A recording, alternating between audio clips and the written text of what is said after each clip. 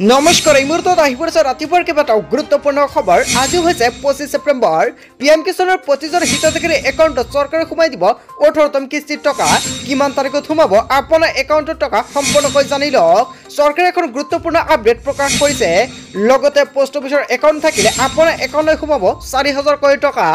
আত্মসহায়ক গোটৰ মহিলাৰ একাউণ্টত 10000 টকাক লৈ অসমৰ মুখ্যমন্ত্ৰী ডক্টৰ হিমন্ত বিশ্ব শৰ্মাই আজি এখন গুৰুত্বপূৰ্ণ মন্তব্য কৰিছে। লগতে অৰুণোদয় আৰু ৰেচন কাৰ্ডৰ বাবে এটা ডাঙৰ খবৰ মুখ উলিয়াইছে। লগতে যিসকল ছাত্ৰ ছাত্ৰীয়ে নৱম শ্ৰেণীত পঢ়ি আছে সেইসকল ছাত্ৰ ছাত্ৰীক চৰকাৰে প্ৰদান কৰিব চাইকেল। আজিৰ দিনত কেইবাটাও গুৰুত্বপূৰ্ণ মন্তব্য মুখ উলিয়াইছে। গোটেই অসম তথা ভাৰতৰ বিভিন্ন প্ৰান্তৰ পৰা যুগুত হৈছে কেইবাটাও ডাঙৰ খবৰ।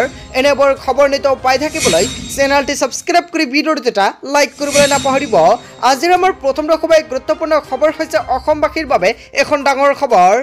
আজিৰ দিনটোত পিএম কিষাণৰ 18তম কিস্তিক লৈ এখন গুৰুত্বপূৰ্ণ আপডেট প্ৰকাশ পালে। 18তম কিস্তিৰ টকা কেতিয়া সোমাব আপোনাৰ বেংক একাউণ্টত। পিএম কিষাণৰ 18তম কিস্তি যদি আপুনি পাবলগীয়া আছে তেন্তে আপোনাৰ বাবে এটা ভাল খবৰ, কিয়নো 18তম কিস্তিৰ টকা সম্পূৰ্ণকৈ ৰিলিজ কৰিব চৰকাৰে। Is going to be released on 5 October 2024। 5 অক্টোবৰত সকলো কৃষকৰ একাউণ্টত চৰকাৰে প্ৰদান কৰিব 18তম কিস্তিৰ টকা। আপুনি পিএম কিষাণৰ টকা পাব নেকি? চৰকাৰে সম্পূৰ্ণকৈ অফিচিয়েল ৱেবছাইটত পাব্লিক কৰিছে। এতিয়া আপুনি সম্পূৰ্ণকৈ চেক কৰি লওক। চৰকাৰে পিএম কিষাণৰ অফিচিয়েল ৱেবছাইটত সম্পূৰ্ণকৈ আপডেটটো প্ৰকাশ কৰিছে। 18 number installment of PM Kisan scheme on 5 October 2024। 5 অক্টোবৰত সকলো কৃষকৰ একাউণ্টত চৰকাৰে সোমাই দিব টকা। কিন্তু বহুতো কৃষকে এইবাৰ পিএম কিষাণৰ টকা নাপাব। কোনবোৰ কৃষকৰ একাউণ্টত এইবাৰ 18তম কিস্তিৰ টকা নাপাব সম্পূৰ্ণকৈ চৰকাৰে প্ৰকাশ কৰিছে। এতিয়া আপুনি জানি লওক আপুনি টকাটো পাব নে নাই। এটা গুৰুত্বপূৰ্ণ আপডেট প্ৰকাশ পাইছে। পিএম কিষাণৰ ধনক লৈ এটা গুৰুত্বপূৰ্ণ আপডেট আহি পৰিছে। পিএম কিষাণৰ ধনক লৈ এটা ডাঙৰ খবৰ। পিএম কিষাণক লৈ জৰুৰী নিৰ্দেশনা জাৰি কৰিছে চৰকাৰে। এইবাৰ বহু কৃষকে পিএম কিষাণৰ টকা নাপাব। পিএম কিষাণৰ ধন পাবলৈ কৰিবলগীয়া কেইবাটাও গুৰুত্বপূৰ্ণ কাম। এইবাৰ ধন লাভৰ পৰা বঞ্চিত হ'ব 7 প্ৰকাৰৰ কৃষক। কোন কোন কৃষকে লাভ নকৰিব পিএম কিষাণৰ টকা? এটা পৰিয়ালৰ পৰা এজন ব্যক্তিহে পাব এই আঁচনিৰ সুবিধা। পিএম কিষাণৰ ধন পাবলৈ হ'লে নিজৰ খেতি মাটি থাকিব লাগিব। আনৰ মাটিত খেতি কৰা লোকসকলে নাপাব পিএম কিষাণ আঁচনিৰ টকা। পিএম কিষাণৰ ধন লাভ কৰিবলৈ হ'লে আপুনি ইকেৱাইচিটো কৰিব লাগিব। চৰকাৰে ইকেৱাইচিটো বাধ্যতামূলক কৰিছে। ইকেৱাইচি আৰু ভূমি পৰীক্ষণ নকৰিলে সেইসকল ব্যক্তিয়ে নাপাব পিএম কিষাণৰ ধনৰাশি। চৰকাৰী চাকৰিয়ালৰ পৰিয়ালে নাপাব পিএম কিষাণৰ টকা। পিএম কিষাণৰ ধনক লৈ চৰকাৰে এটা গুৰুত্বপূৰ্ণ আপডেট প্ৰকাশ কৰিছে। যিসকল ব্যক্তি 18তম কিস্তিৰ টকাৰ পাবলগীয়া আছে অতি শীঘ্ৰে কৰি লওক এইকেইটা কাম, অন্যথা আপুনি টকা নাপাব। অহা 5 তাৰিখৰ আগতে পিএম কিষাণৰ 18 নম্বৰ কিস্তি পোৱাৰ আগতে অতি শীঘ্ৰে কৰি লওক এই 3টা কাম। চৰকাৰে সম্পূৰ্ণকৈ জাৰি কৰিছে নিৰ্দেশনা। আপোনালোকৰ অতি শীঘ্ৰে কৰিব লাগিব ইকেৱাইচি। আপুনি পিএম কিষাণৰ ইকেৱাইচিটি কৰিলে নে? যদি আপুনি পিএম কিষাণৰ ইকেৱাইচিটো কৰিছে তেনেকৈ নিশ্চয় কমেণ্ট কৰি জনাব। লগতে আপুনি আধাৰ কাৰ্ডৰ লগত বেংক একাউণ্ট লিংক কৰিব লাগিব। লগতে যদি আপোনাৰ মাটিৰ নথি পত্ৰ কিবা আপডেট কৰিব লগা থাকে অতি শীঘ্ৰে কৰি লওক, কিয়নো 5 অক্টোবৰত আপোনাৰ একাউণ্টলৈকে চৰকাৰে প্ৰেৰণ কৰিব টকা। অতি শীঘ্ৰে চৰকাৰে এখন গুৰুত্বপূৰ্ণ আপডেট প্ৰকাশ কৰিছে। লগতে যদি পিএম কিষাণৰ 18তম কিস্তিৰ লগতে যদি আপোনালোকৰ আগতে টকা পাইছিলে আৰু এতিয়া টকাটো নাপায় তেনেক্ষেত্ৰত নিশ্চয় কমেণ্ট কৰিব, আপোনালোকক সম্পূৰ্ণকৈ সহায় কৰা হ'ব। তাৰপিছত অসমবাসী ৰাজক জনাইছে আমাৰ পৰৱৰ্তী গুৰুত্বপূৰ্ণ খবৰ। লগতে এখন ডাঙৰ খবৰ, লাখ লাখ ছাত্ৰ ছাত্ৰীয়ে লাভ কৰিব চাইকেল। চৰকাৰৰ বৃহৎ ঘোষণা। লাখ লাখ ছাত্ৰ ছাত্ৰীক লৈ নতুনকৈ চাইকেল দিব চৰকাৰে। কেবিনেট বৈঠকৰ অন্তত হিমন্ত বিশ্ব শৰ্মা চৰকাৰৰ বৃহৎ ঘোষণা।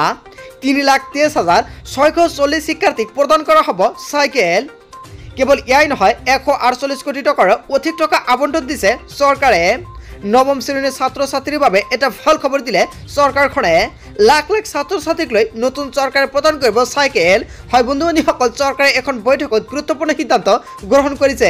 যদি আপোনাৰ ঘৰৰ ল'ৰা ছোৱালীয়ে নৱম শ্ৰেণীত পঢ়ি আছে তেন্তে আপোনাৰ বাবে এটা ভাল খবৰ, কিয়নো আপোনাৰ ঘৰৰ ছাত্ৰ ছাত্ৰীয়ে লাভ কৰিব চাইকেল। তাৰপিছত অসমবাসী ৰাজক জনাইছে আমাৰ পৰৱৰ্তী গুৰুত্বপূৰ্ণ খবৰ। লগতে এখন ডাঙৰ খবৰ, হাতত মাত্ৰ 7 দিন।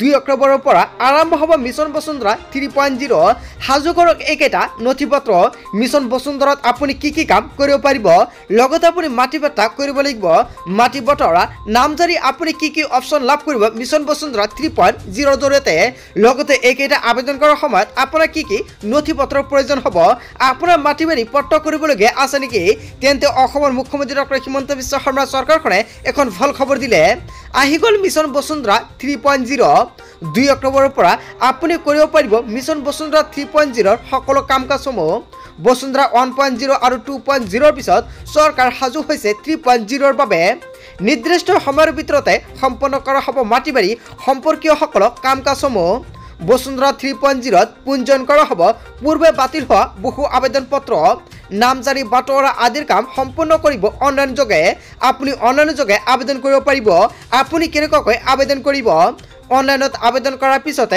নিৰ্দিষ্ট সময়ৰ ভিতৰতে সম্পূৰ্ণ কৰা হ'ব ভূমি সংক্ৰান্তীয় কাম কাজসমূহ সম্পূৰ্ণকৈ আপোনাক স্টেপ বাই স্টেপ দেখুৱাই দিয়া হ'ব আপুনি কেনেকৈ নথিপত্ৰ আপলোড কৰিব লগতে আপুনি কেনেকৈ অনলাইনৰ মাধ্যমত আবেদন কৰিব অল বাই স্টেপ দেখুৱাই দিয়া হ'ব খাজনা লোৱাৰ সন্দৰ্ভত চৰকাৰে আনিছে এটা বৃহৎ সকাহ অনলাইন আৰু অফলাইন দুয়োটা পদ্ধতিতে দিব পাৰিব আপুনি খাজনা এই বছৰৰ বাবে এই প্ৰক্ৰিয়া অব্যাহত ৰখাৰ ক্ষেত্ৰত অনুমোদন কেবিনেটৰ ই খাজনা দিয়াৰ সন্দৰ্ভত বহু লোক অসুবিধাত পৰিছে আৰু সেয়েহে ই খাজনা দিয়াক লৈ পুনৰ দুয়োটা ব্যৱস্থা বাহাল ৰাখিছে চৰকাৰে খাজনা আদায়ৰ ক্ষেত্ৰত 30% কমিশ্যন লাভ কৰিব মৌজাদাৰসকলে ই খাজনাৰ বাবে মাটিৰ গৰাকীয়ে নাম পঞ্জীয়ন কৰাটো বাধ্যতামূলক অনলাইন পদ্ধতিৰে খাজনা সংগ্ৰহ কৰিব পাৰিব মৌজাদাৰসকলে হয় বন্ধুবান্ধৱীসকলে এটা গুৰুত্বপূৰ্ণ পন্থা হাতত লৈছে অসমৰ মুখ্যমন্ত্ৰী ডক্টৰ হিমন্ত বিশ্ব শৰ্মাৰ চৰকাৰখনে তাৰ পিছত অসমবাসী ৰাজ্যক জনাইছো আমাৰ পৰৱৰ্তী খুবেই গুৰুত্বপূৰ্ণ খবৰ লগতে এখন ডাঙৰ খবৰ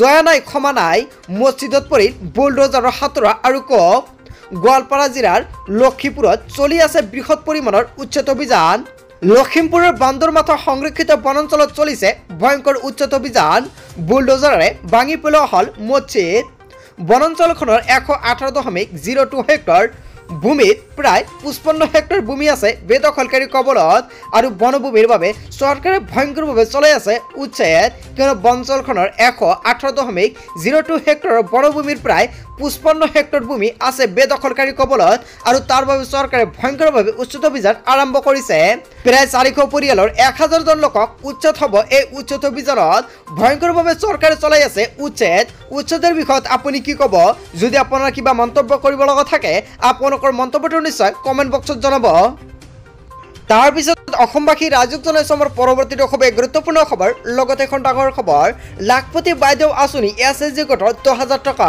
হয় আপুনি ঠিকই শুনিছে আপুনি লাখপতি বাইদেউ আত্মীয় গোটৰ 10000 টকাৰ ফৰ্মটো জমা দিছে নেকি তেন্তে আপোনাৰ বাবে এটা গুৰুত্বপূৰ্ণ খবৰ লাখপতি বাইদেউ আঁচনিৰ 10000 টকা কেতিয়া হ'ব আপোনাৰ একাউণ্টত কিয়নো প্ৰত্যেকগৰাকী মহিলাৰ বাবে এটা ভাল খবৰ কিয়নো 39 লাখ মহিলাৰ একাউণ্টত চৰকাৰে প্ৰেৰণ কৰিব 10000 টকা প্ৰথম কিস্তি অসম চৰকাৰৰ এখন ডাঙৰ ঘোষণা কিয়নো অসম চৰকাৰৰ ঘোষণা অনুযায়ী আত্মসহায়ক গোটৰ মহিলাসকলক প্ৰায় আৰ্থিক দিশত সবল কৰাৰ উদ্দেশ্যেৰে প্ৰতিজন মহিলাৰ সদস্যসকলক চৰকাৰে প্ৰেৰণ কৰিব 10000 টকা আৰু প্ৰথম কিস্তি হিচাপে আপোনাৰ একাউণ্টত এয়া টকা প্ৰদান কৰিব লগতে অসমৰ মাননীয় মুখ্যমন্ত্ৰী ডক্টৰ হিমন্ত বিশ্ব শৰ্মাই এখন মিটিঙত কোৱা অনুযায়ী যিসকল আত্মসহায়ক গোটৰ মহিলাসকলে যোৱা 17 ছেপ্টেম্বৰ তাৰিখে অমৃত বৃক্ষ আন্দোলন আঁচনিৰ গছপুলি ৰোপণ কৰি অফিচিয়েল ৱেবছাইটত সেলফি আপলোড কৰিছে অকল সেইসকলক চৰকাৰে প্ৰেৰণ কৰিব 10000 টকা সেইসকল আত্মসহায়ক গোটৰ মহিলাসকলে ডাইৰেক্ট 10000 টকা পোৱাৰ আঁচনিত অন্তৰ্ভুক্ত হৈ পৰিছে সেইসকল মহিলাক অসম চৰকাৰে ফৰ্ম প্ৰদান কৰি ইতিমধ্যে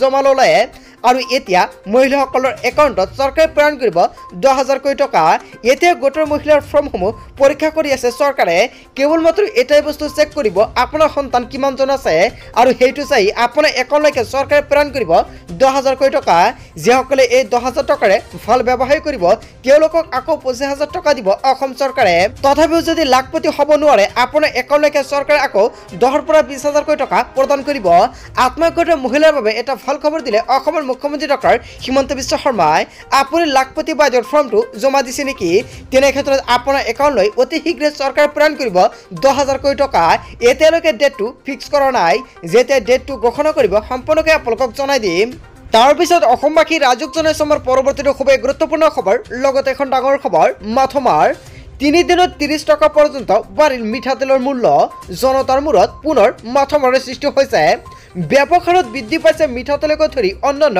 খোৱা তেলৰ দাম 20% বৃদ্ধি পালে খোৱা তেলৰ মূল্য 17 ছেপ্টেম্বৰত তেল উদ্যোগৰ সৈতে জড়িত সংস্থাৰ লগত বৈঠকত অনুষ্ঠিত হয় কেন্দ্ৰীয় খাদ্য মন্ত্ৰালয় আৰু তেল খুচৰা দাম কোনো কাৰণতে বৃদ্ধি পাব নালাগে বুলি স্পষ্ট কৰি দিছিল চৰকাৰে কিন্তু পূজাৰ পূৰ্বে বৃদ্ধি কৰিলে তেলৰ মূল্য দাম বৃদ্ধিৰ বাবে ফাৰ্মসমূহে কাৰণ দৰ্শৰ জাননী জাৰি কৰিছে কেন্দ্ৰীয় চৰকাৰৰ পূৰ্বে 95 টকাৰ সয়াবিন তেলৰ বৰ্তমান মূল্য 135 টকা 130 টকাৰ সৰিয়হৰ তেল বৃদ্ধি পালে 165 টকালৈকে কেৱল ইয়াই নহয় বনস্পতি কি 120 টকাৰ পৰা বৃদ্ধি পালে 135 টকালৈকে তাৰ পিছত অসমবাসী ৰাজ্যক জনাইছে আমাৰ পৰৱৰ্তী খুবেই গুৰুত্বপূৰ্ণ খবৰ লগতে এখন ডাঙৰ খবৰ আৰু মাত্ৰ 4টা দিন আকাশত দেখা দিব দুটাকৈ জন হয় আপুনি ঠিকই শুনিছে আপুনি ভয় খাব নালাগে আচৰিত নহব আকাশত আপুনি দেখা পাব দুটাকৈ জন আৰু মাত্ৰ 4 দিন পিছতেই আকাশত দেখা যাব দুটাকৈ জন এদিন দুদিন নহয় দুমাহৰ বাবে ঘটিব বিৰল মহাজাগতিক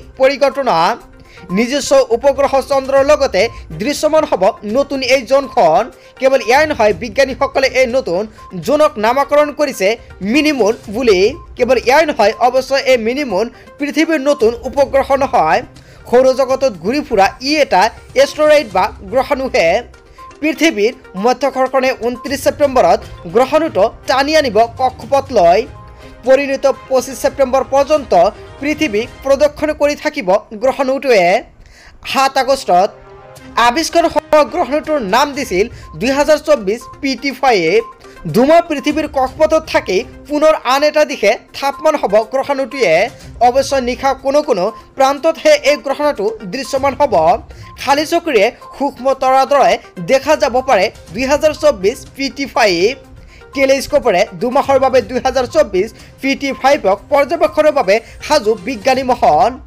আচৰিত নহব আপুনি কিয়নো আকাশত দেখা যাব সৰু এটা জন হয় বন্ধু বান্ধৱীসকল এটা গুৰুত্বপূৰ্ণ খবৰ মুকলি হৈছে গোটেই অসম তথা ভাৰতৰ বিভিন্ন প্ৰান্তৰ পৰা যুগুতোৱা হৈছে কেইবাটাও ডাঙৰ খবৰ এনেবোৰ খবৰ নিতৌ পাই থাকিবলৈ চেনেলটি সাবস্ক্ৰাইব কৰি ভিডিঅ'টো এটা লাইক কৰিবলৈ নাপাহৰিব so thank you for watching full video'